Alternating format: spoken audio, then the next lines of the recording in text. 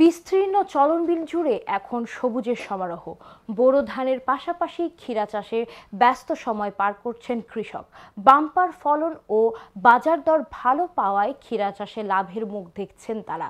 বিস্তারিত প্রতিবেদনে। চলনবিল মানেই ফসলের ধুম, বছর জুড়ে লেগে থাকে বিচিত্র ফসলের উৎসব। এ কারণে বিল জনপদ মুখরিত থাকে মানুষের হাক ডাকে। এরই ধারাবাহিকতায় বোরো ধানের পাশাপাশি এখন চলছে ক্ষীরার মৌসুম। আবহাওয়া অনুকূলে থাকায় আশানুরূপ উৎপাদন হয়েছে। পাইকাররা ক্ষীরার বিভিন্ন অস্থায়ী হাট থেকে কিনে নিয়ে গিয়ে বিক্রি করছেন দেশের বিভিন্ন স্থানে। দাম ভালো পাওয়ায় ক্রেতা বিক্রেতা উভয়ই খুশি। আমি এখানে আসছি সিরাজগঞ্জ জেলা তারাস থানা। এখানে ক্ষীরা কেনার উদ্দেশ্যে আসি। এখান থেকে ক্ষীরা কিনে ঢাকায় পাঠাই, বিভিন্ন জায়গায় যাত্রাবাড়ি, শ্যামবাজার, নারায়ণগঞ্জ, কারণ বাজার। প্রতি বস্তায় 40 কেজি ধরে 900 950 এর বস্তায় আমরা কিনতেছি। আমার ক্ষীরার পাইকার আসে বাংলাদেশে, চিটাগাং থেকে আসে, কক্সবাজার থেকে আসে, টেকনাফ থেকে আসে, ঢাকা কারণ বাজার থেকে আসে, ঢাকা যাত্রাবাড়ি থেকে আসে, ঢাকা শ্যামবাজার থেকে আসে, ঢাকা বাইপাস থেকে আসে। বর্তমানে হাইব্রিড সহ বিভিন্ন প্রজাতির ক্ষীরা মাঠে রয়েছে।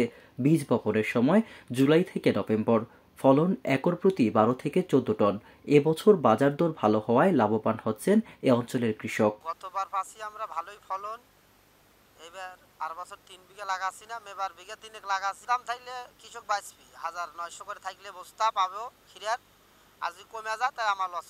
আর বছর 1 বিঘা জমি আবাদ করছিলাম, ভালো ফলন পাইছিলাম, ভালো দাম পাইছিলাম। এবার 2 বিঘা জমি গাড়িছি বেশি লাভবান হওয়ার জন্য। দাম ভালো আছে, এই দাম যদি ভালো থাকে তাহলে আমরা আবার আর বছরের ন্যায় লাভবান হতে পারবো। ক্ষীরা ব্যবসায়ীরা জানাচ্ছেন, চলনবিল অঞ্চলে গড়ে ওঠা ক্ষীরার বিভিন্ন অস্থায়ী হাট থেকে কিনে নিয়ে ঢাকা সহ দেশের বিভিন্ন স্থানে বিক্রি করছেন। বাজারে টান থাকায় তারা লাভের মুখ দেখছেন। চলনবিলের তারাস উপজেলা প্রতি বছরের নয় এবছরও এখানে ব্যাপক হারে ক্ষীরার চাষ হয়েছে। আমাদের এবছর 475 হেক্টর জমিতে ক্ষীরার চাষ হয়েছে। গত বছর 470, যা 5 হেক্টরের বারে বেশি হয়েছে। এবছরও আমাদের সার্বক্ষণ বিশেষ করে 4টে ইউনিয়নে আমাদের উপসহকারী কৃষি অফিসারদের স্কোয়াড করে দেওয়া হয়েছে, যাতে এই ক্ষীরা চাষী ভাইয়েরা নির্বিঘ্নে তাদের ফসল আবাদ করতে পারে। এখন পর্যন্ত মাসে তেমন কোনো রোগ বলাই নাই এবং বাজারে ক্ষীরার পর্যাপ্ত দাম থাকার কারণে ক্ষীরা চাষী ভাইয়েরা খুবই খুশি।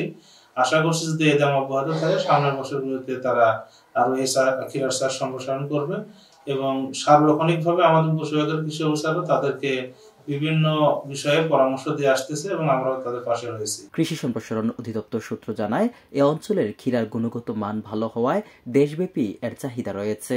খরচ কম ও লাভ বেশি হওয়ায় প্রতি বছর ক্ষীরার আবাদ বৃদ্ধি পাচ্ছে।